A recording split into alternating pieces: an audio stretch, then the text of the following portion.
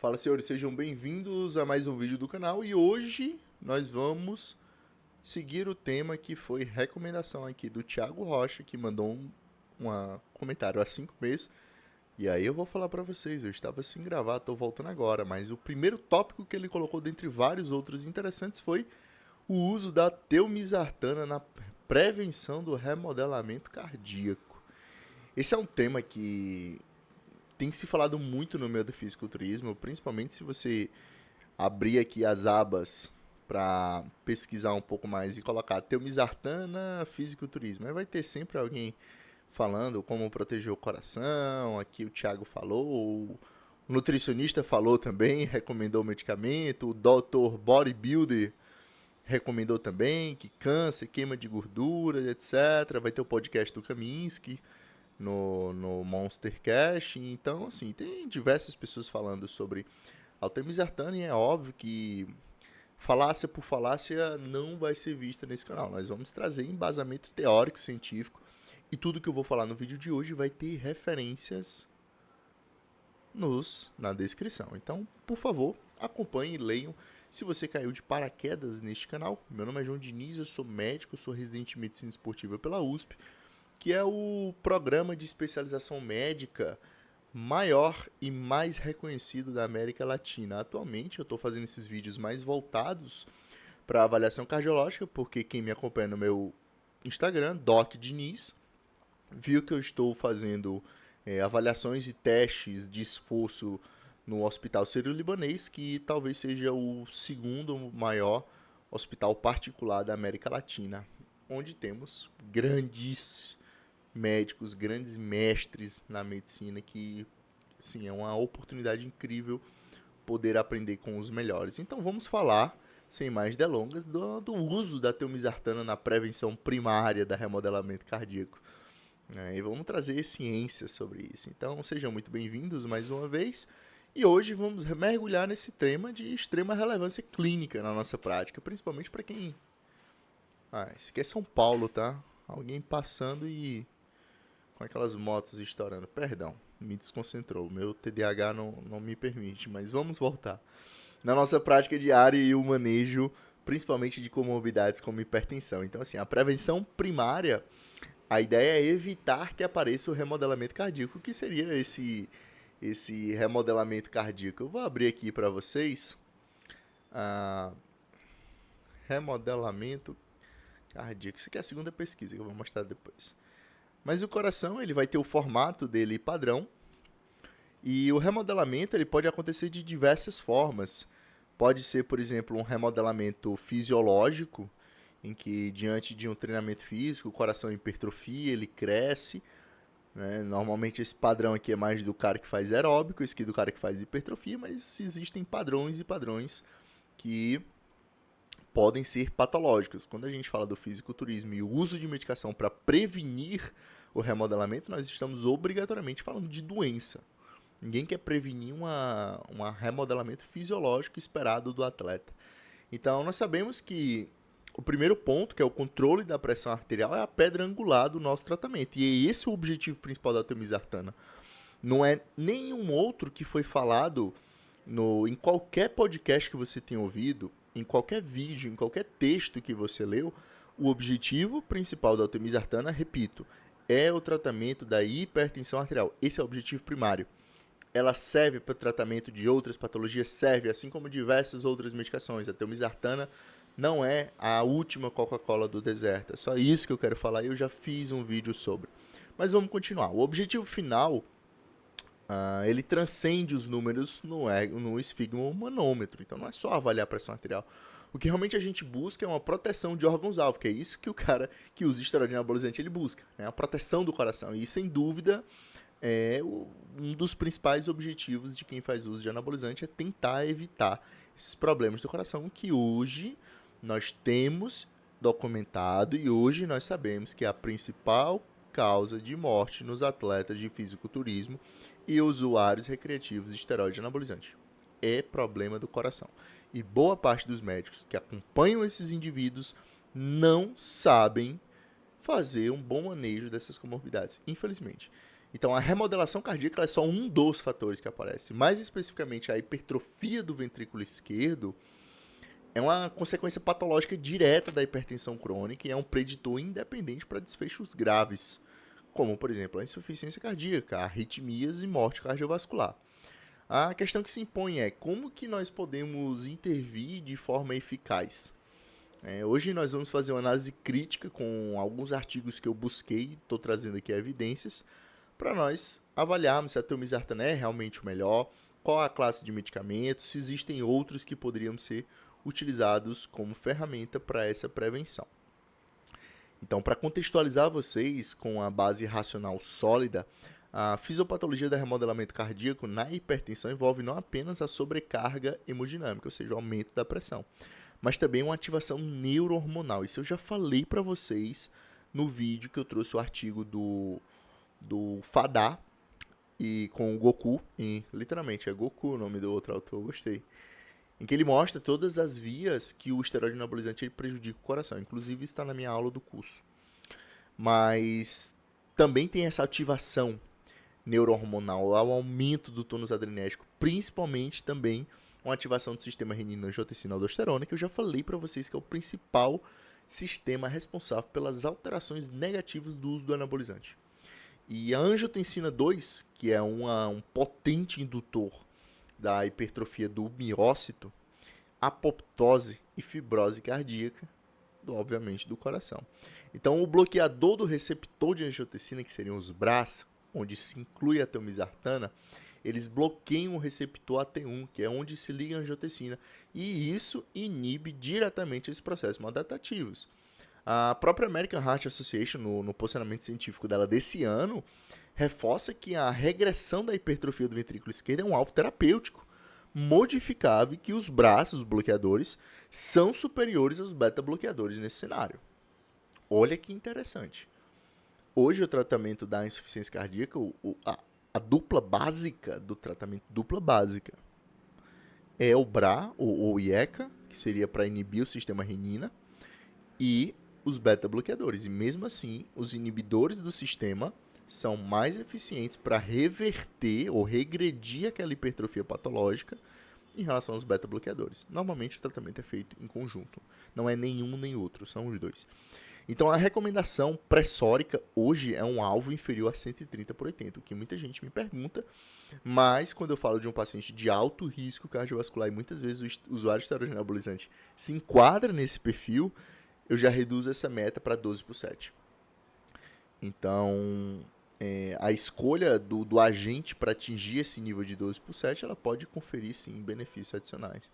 Então, vamos às evidências quantitativas da telmisartana. Né? Um estudo ecocardiográfico prospectivo, ou seja, avalia para frente, avaliou 85 pacientes com hipertrofia do ventrículo esquerdo leve a moderada e que eram hipertensos. Após um ano com o tratamento da telmisartana, numa dose que variava ali entre 40 e 80 mg por dia, que é uma dose muito comentada nos vídeos de Instagram, de Reels, de TikTok. Eu até estava fazendo a busca aqui antes do vídeo. Eu queria mostrar para vocês. Ó o título. Telmisartana hormonizados, Instagram. Você abre. Vamos abrir aqui os 4 primeiros aqui. Acho que o último não vai ser. Mas aí tem um Nutri falando sobre. Mais um Nutri falando. É o mesmo, né? Aparentemente esse cara aqui... Beleza. Enfim. Qual é o melhor protetor cardíaco para hormonizados? E sempre busca, né, essa questão de... vamos utilizar alguma coisa para poder proteger os danos. E hoje nós sabemos que isso não existe. Então o dano ele vai acontecer, o que a gente vai tentar fazer é minimizar. Nenhuma novidade até aqui, eu já falei isso para vocês diversas vezes. E o que foi visto no artigo? Né? Que houve uma redução significativa do índice de massa do ventrículo esquerdo, saindo de uma média de 119 para 109. Deixa eu traduzir para vocês, senão vai ficar algo muito complexo. Deixa eu fechar isso daqui. Então, coração, anatomia. Quando a gente faz a avaliação do ecocardiograma, principalmente do ecocardiograma convencional, nós vamos ver a estrutura do coração e vamos medir a espessura da parede. Então, O índice de massa, ele vai fazer o quê? Vai fazer uma estimativa do peso do coração e dividir pela altura. Se o coração for muito grande para essa altura dessa pessoa, que indica que ele pode ter uma hipertrofia. Aliás, que ele vai ter uma hipertrofia. A grande questão é definir se essa hipertrofia ela é patológica ou se ela é fisiológica. Isso nós conseguimos fazer com diversas avaliações clínicas, então em história do paciente, o uso de medicações, e também avaliações mais aprofundadas do ecocardiograma, como o strain e o trabalho miocárdico. E o que foi visto nesse estudo? Né? Que essa redução ela teve um P ínfimo, inferior a 0,001, ou seja, estatisticamente significativo. Associado a isso, nós vimos melhoria dos parâmetros volumétricos de enchimento diastólico. Então, teve uma melhora da relação EA, que saiu de 0,6 para 0,83, e o tempo de relaxamento isovolumétrico foi encurtado, ou seja, o coração conseguiu relaxar melhor. Lembra aquele problema diastólico que eu citei antes, que seria um problema de relaxamento do coração? Essa medicação ela melhora. Outros da classe também melhora. E o tempo de desaceleração ele diminui. Então, assim, é clinicamente relevante que 21% dos pacientes alcançaram a normalização do padrão de influxo transmitral. O que é outra coisa que acontece muito no indivíduo que tem o remodelamento cardíaco. É aquele fluxo mitral. Óbvio, temos que ponderar, certo? O refluxo mitral, que muitas vezes vocês vão ver no laudo como insuficiência mitral leve, refluxo, enfim, é um achado extremamente comum. A grande questão é, quando a gente pega um paciente que já é hipertenso, tem outras alterações de exame, talvez aquele refluxo que seria normal para uma pessoa que não tem nenhuma outra alteração, para aquela pessoa seja um influxo patológico. E aí, quando nós usamos a medicação e esse influxo ele resolve, esse turbilhonamento de sangue ao passar da válvula resolve, que é exatamente quando ele sai e passa aqui, ó, nessa válvula mitral, isso é um indicador claro de reversão do processo de remodelação. Então, outro estudo, utilizando uma técnica um pouco mais sensível, que seria o strain bidimensional, corroborou com esses achados. Mesmo após o controle pressórico, com a metas inferior de 14/9, a telmisartana continuou a promover melhorias na contração e relaxamento do miocárdio em todas as direções, tanto longitudinal, quanto circunferencial, quanto radial, que é o que é avaliado no strain, sendo o principal parâmetro o strain longitudinal global, que é o primeiro a alterar, e isso sustenta a hipótese de um efeito cardioprotetor direto que vai muito além da redução da pós-carga. Um efeito cardioprotetor que vai muito além da redução da pressão arterial. Pós-carga é a pressão arterial. E isso não é só da telmisartana. Eu estou falando dela, mas lembra que isso é uma representação da classe de medicamentos. Agora nós precisamos esclarecer, aliás, agora a gente vai aprofundar um pouco mais e escalar essa análise para os grandes ensaios clínicos, os grandes clinical trials, e que são um pilar da nossa prática médica baseada em evidências. A verdade é essa. Muitas vezes o pessoal produz conteúdo e não utiliza os clinical trials, que são grandes estudos com ensaios clínicos randomizados, testando a medicação, dividindo grupo controle, placebo, randomização, enfim. E eu tenho dois estudos, que é o OnTarget e o Transcend, que são fundamentais aqui. No Transcend, ele incluiu pacientes intolerantes aos inibidores da enzima conversora de angiotensina, como ramipril, enalapril, captopril, que vocês conhecem pelos prios da vida. E a telmisartana ela reduziu a prevalência de hipertrofia do ventrículo esquerdo em 12%, no início para 9%, 9,9% em 5 anos. Então, reduziu a hipertrofia de VE. E o mais importante, a incidência de hipertrofia do ventrículo esquerdo, de novo, foi reduzida em 37% em comparação com o placebo, com um odds ratio de 0,63. Ou seja, usar a medicação da telmisartana reduziu em relação ao grupo que não utilizou. E isso já, teoricamente, era esperado que acontecesse. No OnTarget, ele comparou a telmisartana com o ramipril, e a prevalência de hipertrofia do ventrículo esquerdo foi significativamente, a hipertrofia do ventrículo esquerdo no segmento do estudo foi ligeiramente menor com a telmisartana em comparação com o ramipril. Ou seja, a telmisartana aparentemente teve um resultado um pouco melhor que o ramipril, porém não teve significância estatística. O ponto crucial que eu quero falar para vocês foi a demonstração de que o desenvolvimento da hipertrofia da HVE, de novo durante o estudo, associou a um risco de 77% maior de desfecho primário composto. Ou seja, problemas cardíacos, insuficiência cardíaca, morte por causa cardiovascular. E isso conecta de uma forma inequívoca com um desfecho substituto, que é a HVE, tá? De desfechos clínicos mais duros. Então, vem aquela dúvida, né? Fiz o tratamento com a telmisartana, melhorei minha pressão arterial, melhorei meu strain, melhorei meu remodelamento cardíaco, melhorei minha função ventricular. Vou voltar a usar hormônio, posso voltar a usar hormônio, posso acelerar, posso desacelerar. Aí você vai ter esse HVE de novo. Ou seja, o que é o HVE de novo? Que eu já falei 2 vezes e não expliquei. O HVE de novo o cara tem a hipertrofia, trata com a medicação, reduz pós-carga, melhora essa hipertrofia patológica e por alguma razão, seja descontinuar a medicação, seja não aumentar a dose do anabolizante, colocar outros performance enhancing drugs que pioram o coração, esse cara volta a ter aquela hipertrofia patológica mesmo em uso da telmisartana. Então não vão achando, e isso que eu estou mostrando com artigo, tá? Apesar de não ter um artigo com usuário de esteroide anabolizante, porque isso não vai existir, e você fazer um tratamento só nesse grupo ainda não existe, não quer dizer que não possa, não existe esse tipo de estudo, o cara volta a ter hipertrofia por quê? Porque ele acelerou o carro de novo e a telmisartana já não dá mais conta. Entendido? Isso eu sempre deixo muito claro para meus pacientes, sempre. E uma pergunta comum é sobre a eficácia comparativa. Aí todo mundo pergunta, mas o telmisartana é a melhor porque eu ouvi fulano, beltrano, ciclano falar. Comparado com os outros da mesma classe, os dados de desfechos clínicos de grandes estudos de coorte do mundo real e de bancos de dados não mostra diferença nas taxas de eventos cardíacos maiores, que seriam os MACE, ou insuficiência cardíaca, quando comparado os bloqueadores de receptor de angiotensina com a telmisartana, que é tudo da mesma classe. A classe ela parece ser homogênea, então, nesse aspecto. No entanto, a telmisartana ela possui algumas particularidades, concordo.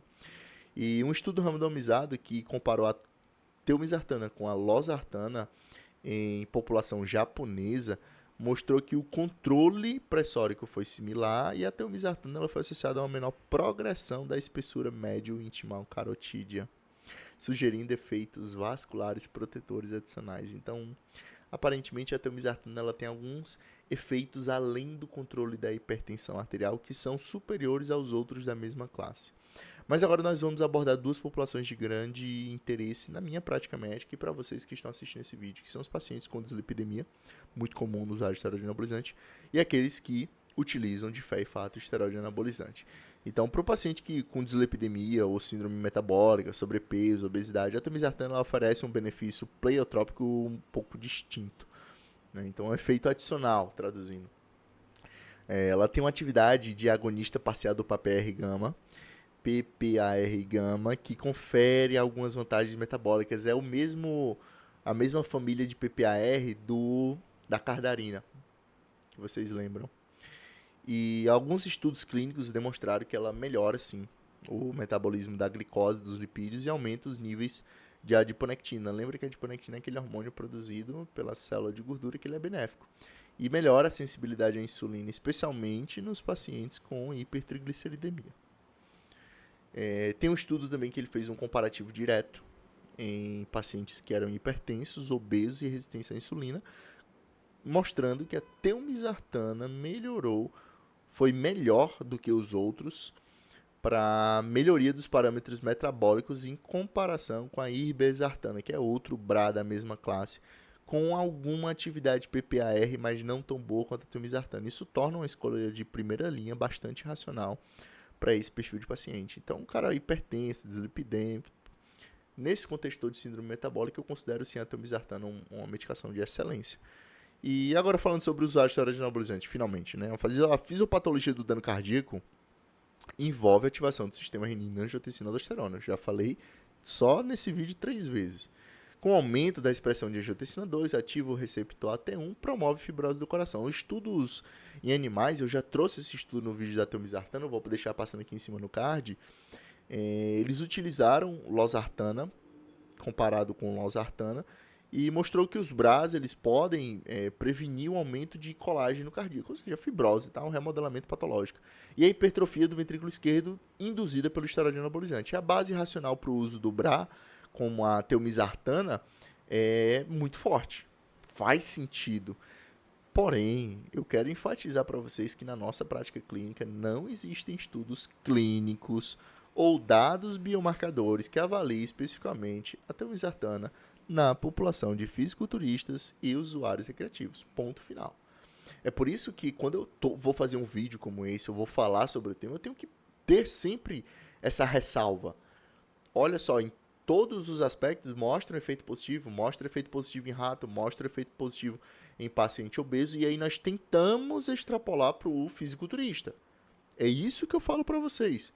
Eu vou garantir com certeza? Não, se eu não tiver um estudo muito bem documentado, eu não consigo bater o martelo 100%. Mas se eu consigo compreender que a fisiopatologia de uma doença ela é muito parecida com outra, eu posso utilizar medicações similares, como é o caso da telmisartana.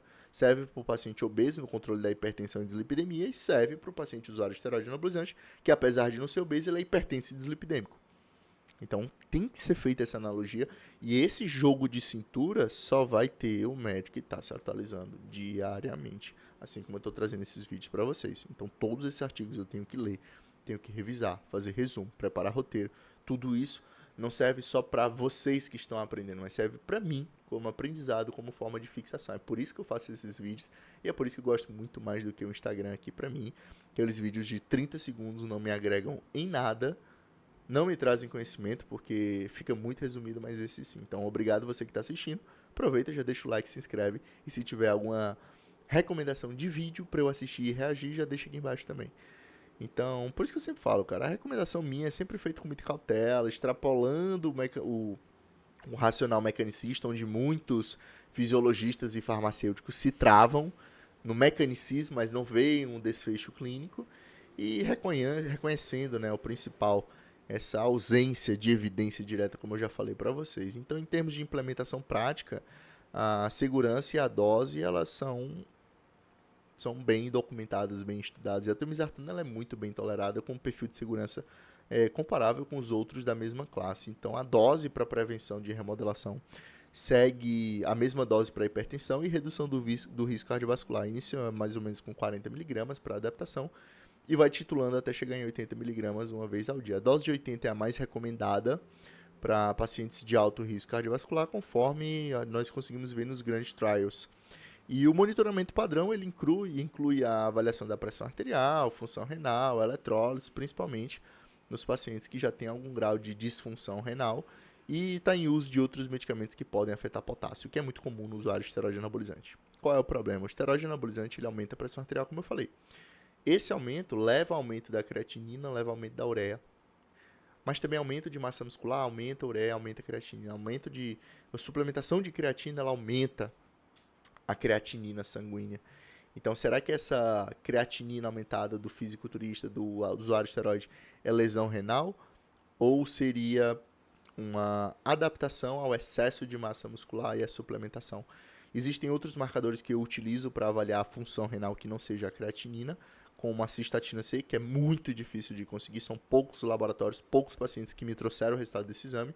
E o mais fácil e mais barato de ser feito é a relação albumina-creatinina, que eu vou falar em um outro vídeo.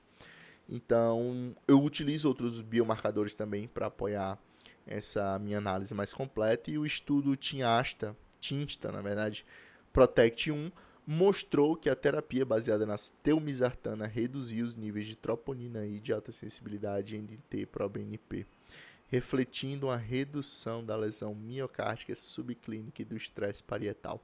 Lembra que a troponina a gente utiliza para dar o diagnóstico laboratorial de infarto agudo do miocárdio. É óbvio, existem outras alterações que podem manter a troponina mais elevada, como a disfunção renal. E o NT-proBNP é para avaliar a questão de tamanho atrial, que está relacionado, claro, ao estágio inicial da insuficiência cardíaca. Então, alguns atletas eu peço principalmente o NT-proBNP para acompanhamento e segmento. Mas é óbvio que esse é um marcador de sangue e não deve ser substituído. Não deve substituir um ecocardiograma, uma ressonância magnética ou algum outro exame de imagem para avaliar também a parte vascular. Então, meus colegas, para a gente concluir e consolidar os pontos chaves da minha prática e para vocês levarem de e de mensagem para casa. A temizartana, ela normalmente é feita na dose de 40 a 80 e é uma opção terapêutica robusta, né, baseada em evidências para prevenção primária da remodelação cardíaca em pacientes que já são hipertensos. E essa eficácia ela é suportada por dados ecocardiográficos, estudos de imagem avançada, como o STRAIN, e grandes ensaios clínicos e também alguns biomarcadores, como eu já mostrei, do NT-proBNP. Segundo, em pacientes com dislipidemia ou síndrome metabólica e outras comorbidades, a telmisartana ela se destaca pelos seus benefícios metabólicos adicionais, mediados pela sua atividade no receptor PPR-gama. Sim, melhora. Tornando a escolha particularmente lógica e atraente, principalmente naquele cara que tem uma genética ruim, que usa hormônio, ele tem pressão alta e tem colesterol alto, como é o meu caso. Mas eu não utilizo a telmisartana ainda. E terceiro ponto, para a população de pacientes com histórico de uso de esteroide anabolizante, que é a maioria dos que me acompanham, o uso do bloqueador, do BRA, mecanicamente falando, é plausível, certo? Concordo com boa parte dos vídeos, mas eu estou trazendo diversas outras ponderações e aprofundando para que vocês entendam. Mas devemos estar cientes de que esta é uma recomendação baseada na racionalidade, como eu falei. Fisiopatológica e dados pré-clínicos. Nós não temos evidência clínica direta. O que é uma evidência clínica direta? É um estudo com usuários de esteroide anabolizante testando a medicação. Ponto. Testando a medicação com ela, placebo, outra medicação da mesma classe ou parecida que serve para o tratamento do mesmo problema. Então a mensagem final é que sempre devemos olhar além da pressão arterial. Isso se o seu médico avalia a pressão arterial, se ele pede pelo menos um mapa. Se você faz uso de hormônio e o seu médico não te pedir um mapa, sugiro que você troque. E a escolha do agente antihipertensivo, pessoal, ele deve levar em consideração os efeitos pleiotrópicos, é claro, além daqueles que é o objetivo principal da medicação, que é o controle da pressão, e o potencial de proteção também aos órgãos-alvos. Então a temizartana certamente ela se firma como uma ferramenta extremamente valiosa e versátil no arsenal terapêutico para alcançar o nosso objetivo. Eu sou o Dr. Diniz, vou ficando por aqui. Se você gostou desse vídeo, mais uma vez eu vou te pedir, deixa o like, se inscreve, eu agradeço pela audiência e até o nosso próximo encontro. Um forte abraço.